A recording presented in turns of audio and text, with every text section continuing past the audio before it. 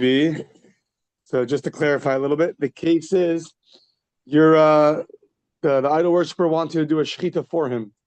Interesting why he wants that, but just in case he has Jewish friends over, that'll be it.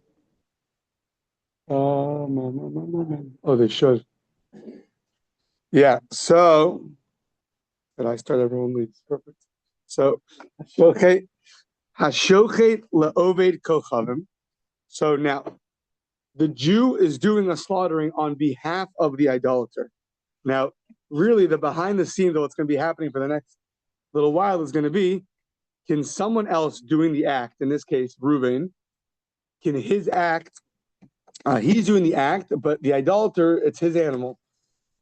So how does the idolater's intention play a role in terms of the Jews slaughtering? So, you got it? Yeah, you got it. So okay. The first opinion holds that the shechita is good. Nothing wrong. A Jew did a shechita on behalf of the idolater. Now, if a Jew slaughters an animal for the sake of idols, that is prohibited from benefit. Nothing doing. That's not allowed. You're slaughtering on behalf of the idolater. He didn't say his intention. We don't know what he's thinking. Is that going to be a good shechita or not? Yeah. Now, Rabbi Eliezer Potzel, we have to figure out why. He invalidates the shechita.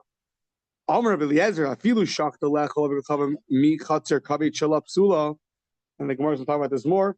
Even if the you shechted it for the idol worshiper only to eat, a certain part of the diaphragm. So we'll see what the case is exactly. Even that's going to be invalid. Okay, why? Rabbi Eliezer's reasoning is shestam machshavas ovid kochavim la'avodas kochavim. You're slaughtering. His intention is for idol worship. He didn't tell you that. He didn't say anything. So there's a few assumptions here. First of all, the status quo of idolater when it comes to slaughtering animals is for his idols. That's one. Number two is that can have an effect even when someone else does a shechita.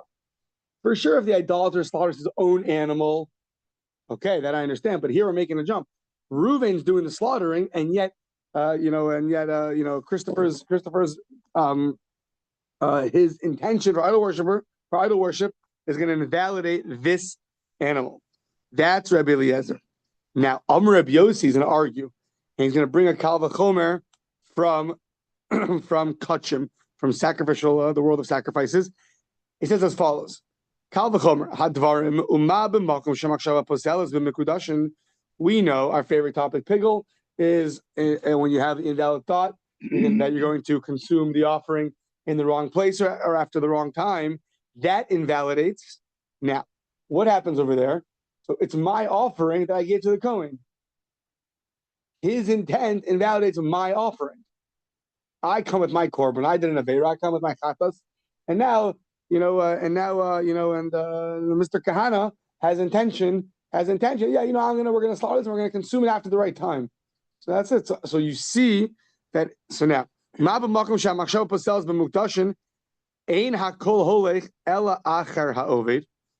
what does it go after? The one who does the service, not the owner. If the one who does the service, it's his thoughts that matter. So now, in a place where now the Gemara is going to ask on this, but generally your intent does not disqualify an animal by a regular shechita, except for one case where you do it for idol worship. But aside from that, it doesn't disqualify. For sure, in that case, even where your thoughts could disqualify, which is the big stringency by sacrifices, and yet we say a leniency, so to speak, it only goes after the Kohen doing the service. The owner's intent to consume it after the right time is irrelevant.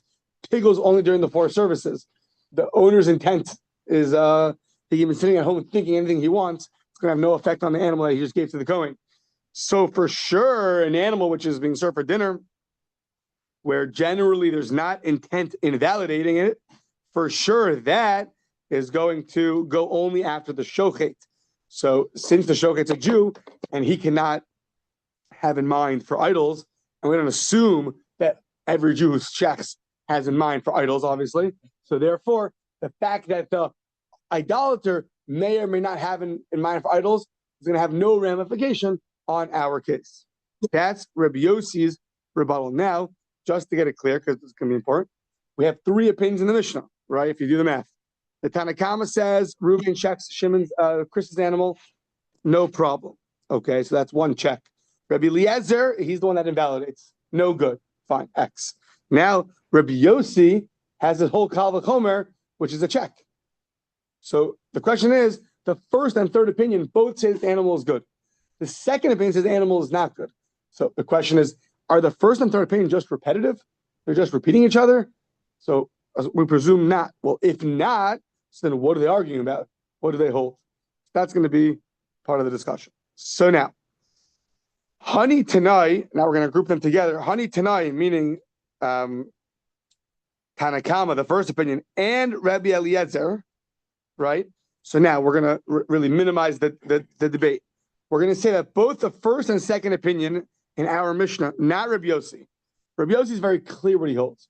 He holds someone else's intent is not going to work for you. Only you, the shochet, only your intent matters. The idol worshippers can't have any effect on you, period. The question is, what are the first two opinions hold? So the Gemara is a Hani Tanai, first two opinions, Islahu, Rabbi Eliezer, Rabbi Yossi. They actually are going to be in line with Rabbi Eliezer, Rabbi Yossi. Now, the first two opinions argue in our Mishnah, but we're going to see that they're actually going to be very similar. The Tanya, Rabbi Eliezer, Rabbi Yossi, Shamati Sha'abailim Mefaglim. So he says, I heard that the owners can cause, he heard from his rabbis, that the owners can cause piggle.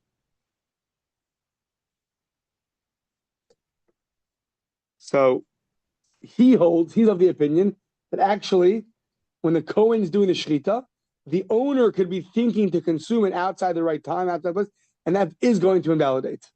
So that's the opinion of Rabbi Yossi. That's someone else's opinion, someone else's thought, meaning the owner of the animal's thought, can cause piggle. Okay. Now, so now we're saying that the first two opinions both agree with that. Well, then, why does the Tanakama, the first opinion, say it's valid, and Rabbi Eliezer say it's invalid? What's that debate? Mihu Tanakama savar isha minan dechashiv in ilolo stamach shavas obekochavim lavalos kochavim lo amrinan. Rabbi Eliezer savar afa gav de lo shamina dechashiv stamach shavas obekochavim lavalos kochavim amrinan. So the first opinions hold, everyone will agree that someone's intent can work for you. So really, if Christopher told you, I want to sacrifice an animal to my church on Sunday, and he slaughters it, it's for sure going to be a problem. In this case, he said nothing. He was silent. So now the first opinion holds, well, we don't say this idea that an idol worshiper's regular intent for slaughtering automatically is for idol worship. Maybe he wants dinner. So that's the first opinion. And the second opinion says, no, we do say that. You can assume, halakhically assume that the idol worshiper's intent does, the regular intent without speaking it out, what we call stam, without verbalizing it, is for idol worship, and therefore it's going to be invalid.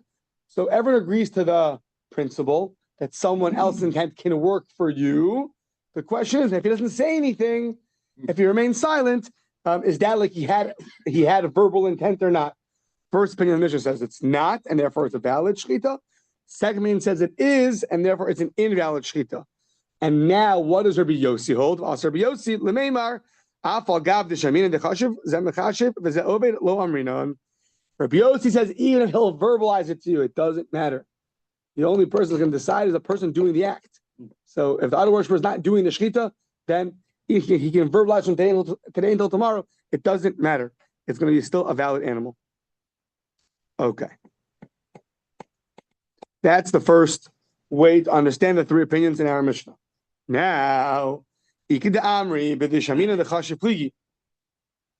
Iked Amri, so now the other version is, really, when we heard the idolater say his intention, That's where the machlokas is. So, Tanakama Savar Ki Amrinan Zamachashev is Oved, Hani Mili Bifnim, Aval B'chutz Lo, Bichutz Chutz Bifnim, Lo Yalfinon. So, the first opinion holds like this. They say, when he says, I want the animal for idolatry, so really I hold of the idea that can work, but that only works by pigel. That only works by bifnim. Bifnim is always referring to inside the Beis Hamikdash.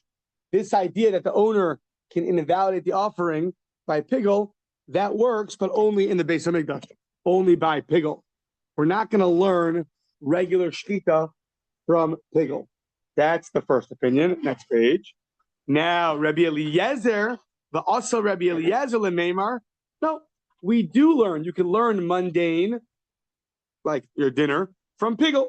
And therefore, even someone else's intent for your slaughtering will invalidate even by non-pigel. Even by non-pigel. The Asur Rabbi Yossi lemeimar afilu bifnim nami zemachashev the ze'oved lo amrinon, and says Rabbi Yossi that afilu bifnim nami, even in by pigel, he argues on the whole thing. So once again, everyone agrees that by pigel, the owner's intent can invalidate the offering. So everyone agrees to that. The question is, can you learn mundane from holy?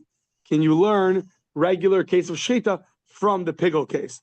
The first opinion says you cannot, and therefore the animal remains it's a valid shchita.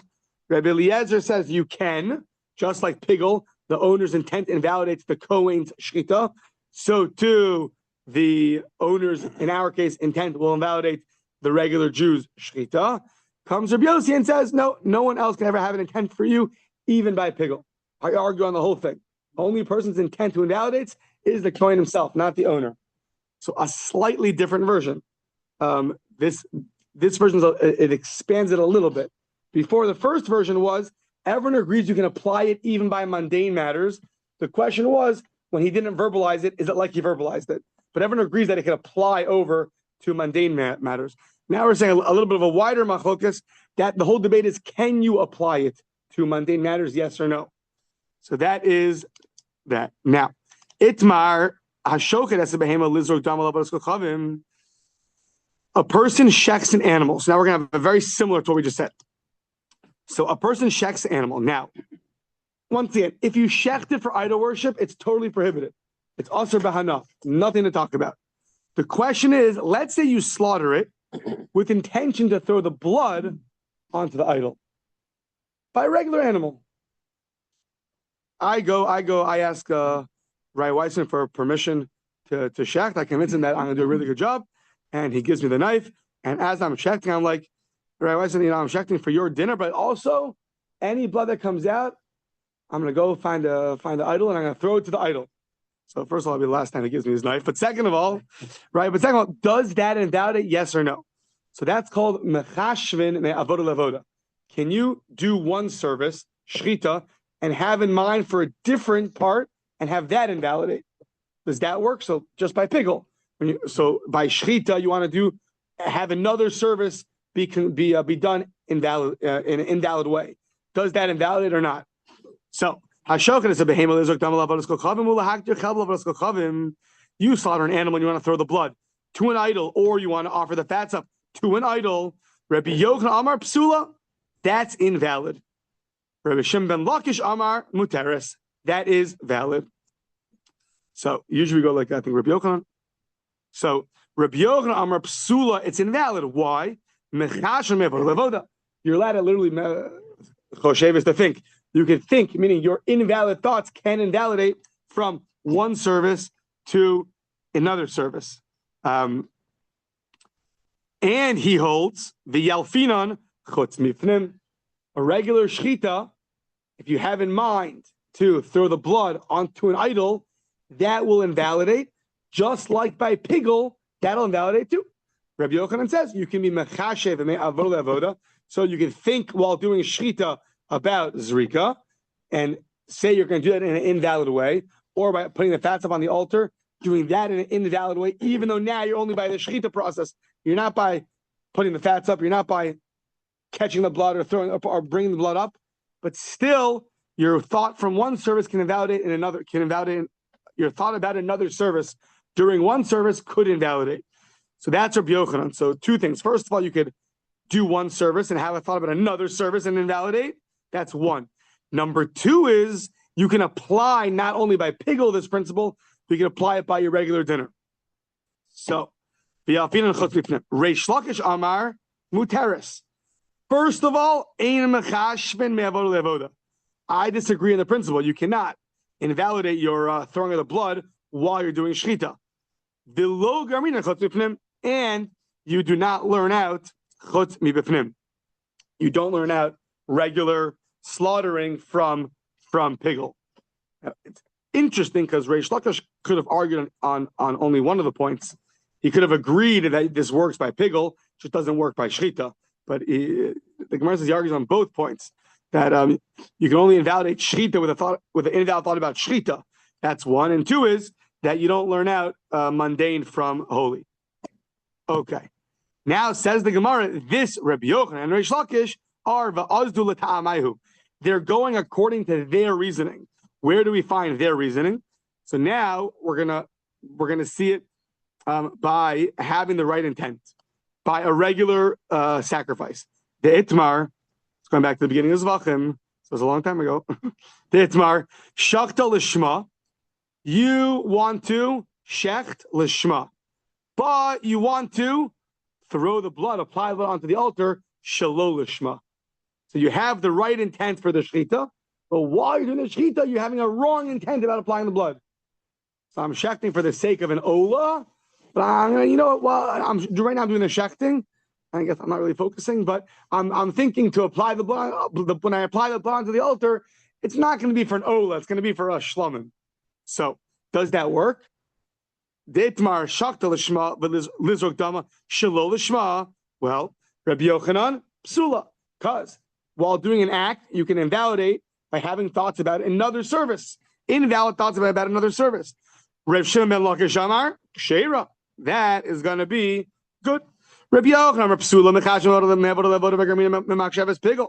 Rabbi Yochanan says it's invalid because I hold of this principle called mechashvin me'avod le'avoda. That you're mechashev from avodah le'avoda, meaning I can do one service and have an invalid thought about another service, and that invalid thought about another service will invalidate. That is Rabbi Yochanan. Rabbi Shimon Lakish Amar Ksheira. It's good. First of all, ein mechashvin me'avodah le'avoda. If I'm doing shechita, my thoughts about other services are not going to invalidate. V'lo garminan memachshavas pigel, and I don't learn from pigel. So now we've just expanded. We have the ultimate debate is by pigel. Does this work? Then we've transferred it over to lishma, even in the world of sacrifices. But instead of having in mind an invalid pigel intention, you're going to have in mind an invalid for the sake of the offering intention. So that's lishma. And then we want to know, can you apply it to a regular shechita, a regular Tuesday night shechita? So Rabbi Yochanan is going to be consistent that you can learn from pigel. So it'll go across the board. Pigel for the right intention, dinner Tuesday night. Those are all. If you wall the shechita, you have an intention, an invalid intention about another part, such as pigel eating it outside the right place, outside the right time. Lishma applying the blood onto the altar for a different sacrifice, for the wrong sacrifice, because you're involved in an olah, not a shlamim. And if you're shechting and you're having in mind that you're going to throw the blood up for an idol, Rabbi Yochanan's consistent 1, 2, 3 are all going to be invalid. And Reish Lakish is consistent the other way. Reish Lakish holds it only applies to pigel, this invalidation. Therefore, by lishma, for the sake of the right offering, if you're doing a shechita on an olah, having in mind the application of the blood, and you're going to have in mind when I do that, it's going to be for the sake of a shlomim that has no ramifications. And also, your dinner Tuesday night will be the same thing. If you're shechting the animal, and you have in mind that you're going to throw the blood up to the altar, you're going to throw the blood up to the idol, that's also not going to invalidate. So now says the Gemara, so basically, this idea you told me that really stems from pigel. Can you apply pigel to other places? Yes or no? That's where it stems from. You just taught me two applications of that. One was by lishma, which is not pigel, it's a different intention, and two was by dinner Tuesday night.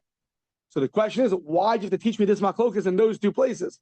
Teaching it in one should suffice, because the machlokas says, can I learn from pigel, yes or no? If I could, it'll apply across the board to case B and case C. If I can't, it'll only apply by A and not to B and C. So why did you teach me case B and case C? The lishma intention and the idolatrous intention while shechting. Why'd you have to go through that? Teach me both cases. So v'tzricha, I needed both cases. Why?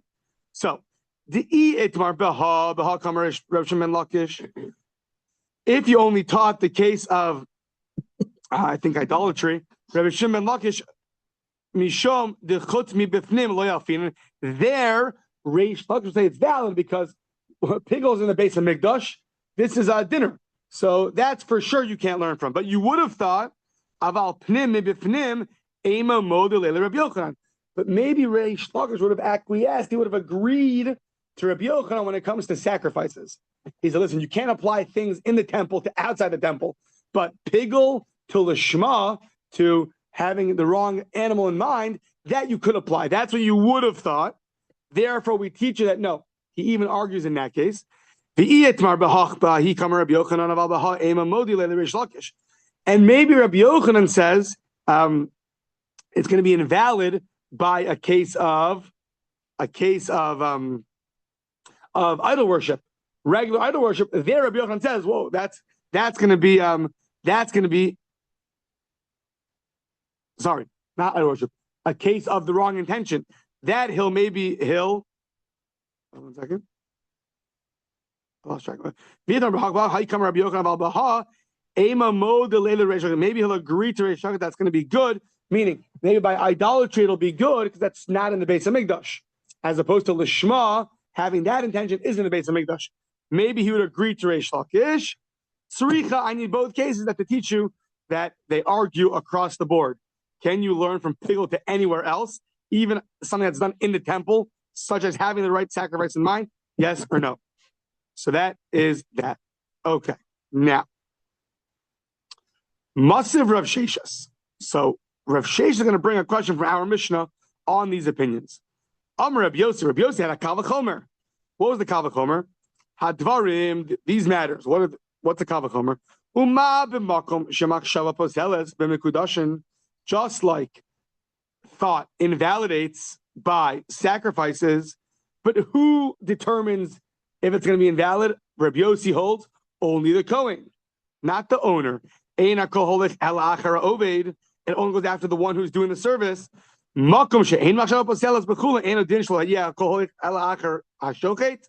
For sure, by idolatry, where generally we don't have thoughts that invalidate, for sure, the only person who could invalidate is the one shechting and not the non-Jew. Now, it says tomorrow, 1 second. My ein machshava postelas b'chulin. This that Rabbi Yossi in our Mishnah says that your thoughts cannot invalidate by a mundane animal. What does he mean? Meaning, everyone agrees if you shech the animal for idolatry, it's for sure no good. So what does he mean with this line, ein machshava postelas b'chulin? That your thoughts cannot invalidate your regular animal, not a sacrifice, your regular animal that you're shechting for dinner. What does it mean your thoughts cannot invalidate? So let's see the options. You want to tell me it can't invalidate at all? It's a zero? That can't be. So because if you have in mind for idols, it's for sure not good. So if that's true, then whatever the case of slaughtering for the sake of idols, that's invalid. Obviously, it's a case of where you have in mind to slaughter a regular animal for an idol. That's invalid. So what did he mean with this line that your thoughts never invalidate by a mundane animal? Obviously, Rabbi Yossi meant to say is, of course, I agree. If I shecht with intention that I'm going to offer, if I'm shechting for the idol, this is the way you serve the idol. You shecht the animal for the idol. And I'm having in mind I'm going to shecht it for the sake of the idol. For sure, it's invalid. What did Rabbi Yossi mean when he said your thoughts do not invalidate by mundane matters? It meant if I'm doing a shechita and I have in mind the blood's going to be thrown for idols, that's not good. That's what he meant. So now, the hachi kamar. This is really how you read Rabbi Yossi. This is the depth of what Rabbi Yossi is saying. Uma b'makom shemachshava poseles b'mikudashim me'avoda li'avoda. Just like your thoughts invalidate by sacrifices from one service to the other, there it does invalidate your shchita if you have in mind to throw the blood up outside the right time. It will invalidate. That's a stringency, and yet we have a leniency that the only person who we care about his thoughts is the guy doing the service. Ein hakol holich ela achara oved. We only go after the one who does the service.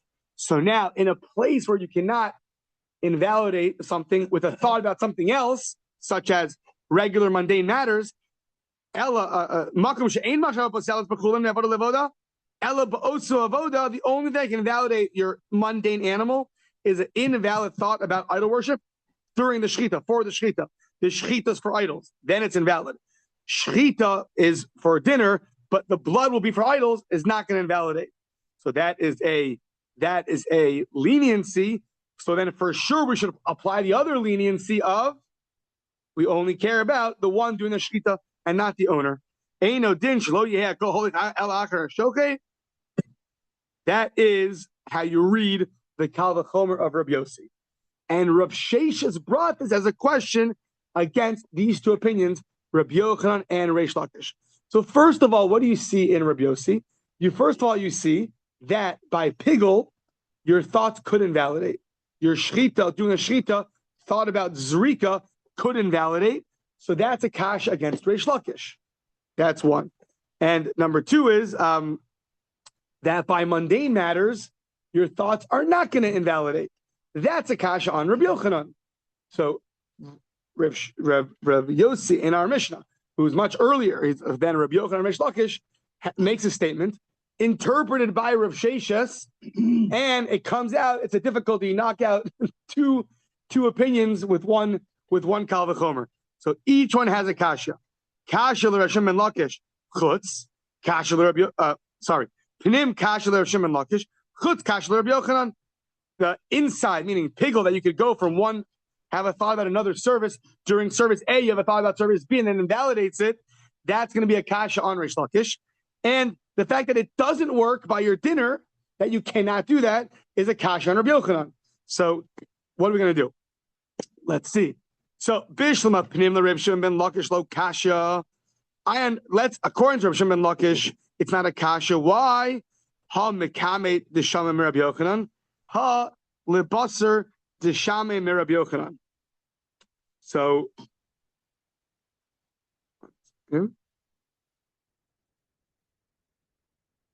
yeah, it's interesting. Yeah, so the words are that Reish Lakish we could answer, because one is before he heard this opinion from Rabbi Yochanan, and one is after, meaning once Reish Lakish heard from Rabbi Yochanan, and funny, Rashi called him his Rebbe, but they were chavrusas. Just funny, right? Just funny. Reish Lakish said his statement before he heard this Mishnah from Rabbi Yochanan, his Rebbe, but it's just funny that Rashi calls him his Rebbe. It's funny because they were chavrusas, and after Reish Lakish passed away, Rabbi Yochanan basically ended up passing away too, because he said that this chavrusa was so good. Everything I said, he asked me 24 questions, and he was so distraught over that. He never had such a good chavrusa. So it's just interesting. But here he calls him that the other way. Rabbi Yochanan was Reish Lakish's Rebbe. So it's just interesting. Okay. Either way, that we can say that this Mishnah, Reish Lakish said his statement before he heard this teaching.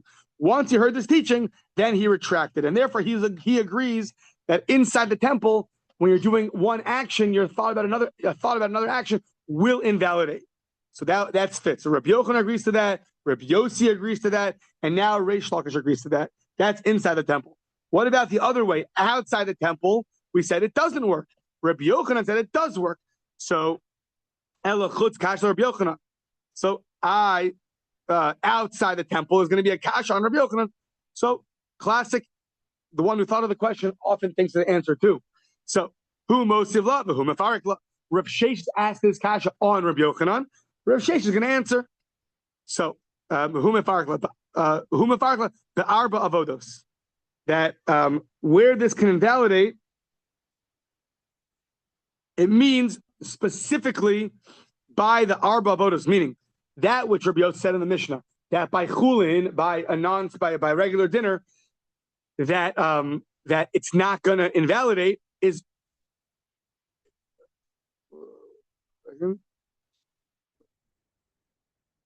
Yeah, it's specifically by the four avodos. Meaning, let's see, the haki kamar,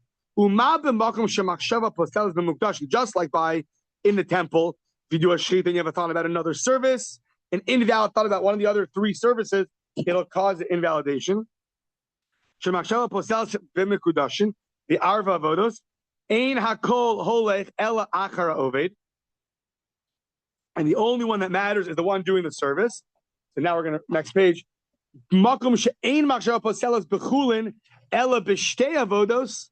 So now we a little bit amended this kal v'chomer that by chulin your invalid thought only could invalidate by two things, by the shechita and the blood, because by a regular animal that you're shechting, how many things are there? There's the shechting, and then there's a blood coming out, right? There's no receiving the blood in a vessel and bringing it to the altar. We're talking about dinner Tuesday night. So that's what he's saying. Makom she'ein machshava poselas bechulin ela b'shtei avodos. By chulin, it only invalidates when it comes to two services, shechita and the blood, meaning eino din shel yakol ela achar shochet. That by chulin we're saying it only invalidates if you have a thought for idol worship by shechita or by the throwing of the blood. Those are only two things where it invalidates. The other two are not shaykh. So once again, Rabbi Yossi originally, Rav Sheshes asked the question from Rabbi Yossi on Rabbi Yochanan saying that you cannot have an invalid thought by regular animals from one act to another. We're saying he answered the question. Really, according to Rabbi Yochanan, you could, but only for two things: only for shechita and for zrika, for the shech. So again, according to Rabbi Yochanan, if you shech and while you're shech, you have in mind you're going to throw the blood up for an idol, it is going to invalidate. It's not going to invalidate if you're going to say I'm going to shech an animal, and when I receive the blood, I'm going to receive the blood for an idol. There's no receiving blood by a mundane animal. It means nothing. I mean, you might want to catch it in a cup. That's a monkey can do the same thing. It has no relevance, right? You're not putting it on the altar anywhere, so that's not going to have any effect. But having effect by the two, which is shechita and the blood, and throwing the blood, that does exist.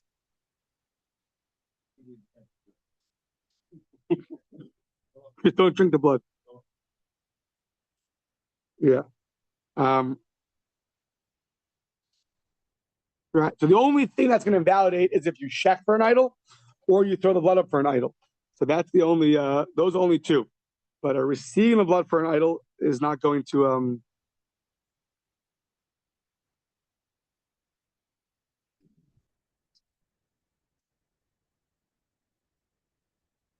it's interesting. Rashi points out, well, how about the fourth service? The fourth service is bringing the animal onto the altar.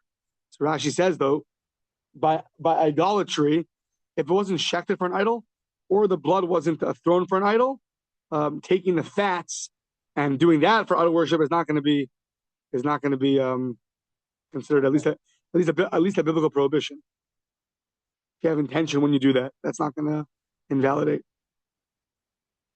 Okay. Either way, Tanya Kivase de Rabbi Yochanan says the brides are going to be a support for Rabbi Yochanan. Let's see. Hashochet as a behema lizrog damal avodos kachavim. One shechs the animal to throw the blood up for idols. Okay. Ulehaktir chelbal avodos kachavim, or to offer fats up to an idol. Hare elu zivche mesim. That's considered a zivche mesim means an animal that's that's going to die. Meaning it's like a dead slaughtering a dead animal, meaning it's going to be invalid. We just said you can't have intention to offer it up. 1 second. 1 second. We just said that having in mind to offer it up is not going to be good. 1 second.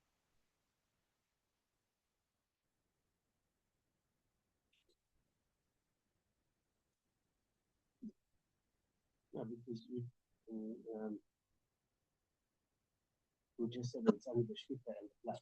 Right. So I guess the only invalidation is at that point. So if you have in mind at that point the shchita to offer it up, that's going to be an invalidation. So this brisa supports that. Now the question is, let's say the Jew shechted the idolatrous animal, shachta v'achar kach hishev aleha, and after that he says, okay, I want to serve this for an idol. So what do you do now? At the time he shechted it, no reason to assume he had in mind idol worship. After he shechted it, he tells you, I have in mind idol worship. So does that work retroactively? Does his at 8 a.m. he shechted, didn't hear a word from him. 8:05, once the shechted and everything's over, okay, I want to offer this up. I had in mind to do it for idols. Does that work? So Zaya Maisa B'Keksari, this happened in Caesarea. V'lo Amruba, lo Isser, v'lo Heter. The rabbis stayed silent. It's not prohibited and it's not permitted. Question is why? Amr of Chista, lo Amruba Isser Mishum Kvadim D'Rabbanan. They didn't say it's prohibited out of respect for the rabbis who say that it's kosher in our Mishnah, and lo heter mishum kvadim Rabbi Eliezer. They didn't say it's permitted out of respect for Rabbi Eliezer, meaning it sounds like they weren't sure exactly who the halacha is like. So out of respect for each one, they stayed silent. So it says one sec, mimai, one sec. Who says that's true? Maybe the whole debate in our Mishnah is only when you heard it, nothing from the guy the whole time. Maybe when you actually heard him say, oh, by the way, I want to do idol worship, then everyone's going to be on the same page. We never saw that in our Mishnah, that if he verbalizes after the fact, it doesn't work. All we said was, if he said nothing, what's his regular intention without verbalizing? That's all our Mishnah was talking about. But if not for that, who says that they would disagree in this case? So, Mimai, Dilma Ad Kama Kamar Rabbanan Hasan Elado Shamana Dechashiv. The rabbis only say it's good because they never heard from his mouth that he was thinking idol worship. But if at 8:05 he thought idol worship, maybe they would agree. So your end verbalization will have an effect on your beginning shchita and therefore invalidate. That's one. Or go the other way. Inami ad kam Rabbi Eliezer hasam elagab obed kol chavim. Rabbi Eliezer said, when there was an idolater, the stam machshavas obed kol chavim lavanos kol chavim. But Rabbi Eliezer only said, when you said, it's a little bit counterintuitive. When you said nothing, you could assume that the idolater's intent was for idol worship. Aval Yisroel, but who says if a Jew comes and says, I had intent, who says that works retroactively? Aval Yisroel, hochiach sofa al amrinan. That was by a non-Jew's animal, but a Jew himself was checked just for himself at 8 o'clock. And 8:05 he says, oh, by the way, yeah, that shechita, that was for church on Sunday, which I got invited to the Song of Yashko award, and I have to go, whatever it is, yeah? So, and he wants to check for it. He doesn't trust the kashrus. He's checking himself. Then at 8 o'clock, 8:05, he says, you know what? I'm actually not doing it for the Song of Miriam award. I'm doing it for their competitor, for the idol award. So maybe Rabbi Eliezer would agree by that he'll disagree and say that does not work retroactively. He only said when you have an idolater's animal that then you say the idolater's intention is for idols. But a Jew with his own animal, and he tells you 5 minutes later what his intention was 5 minutes ago, who says that that's going to work? Who says he agrees to that? So basically, this doesn't have any relevance on our Mishnah. Our Mishnah was not talking about this case at all. Two differences. First of all, it's a Jew with a Jew's animal. That's one difference. And two is, it's a Jew who verbalized 5 minutes later what his intention was 5 minutes earlier. That's not our Mishnah. That's something else. So now the Gemara says, no. The reason why they didn't say it's mutter was out of the honor for Rabbi Shimon Gamliel.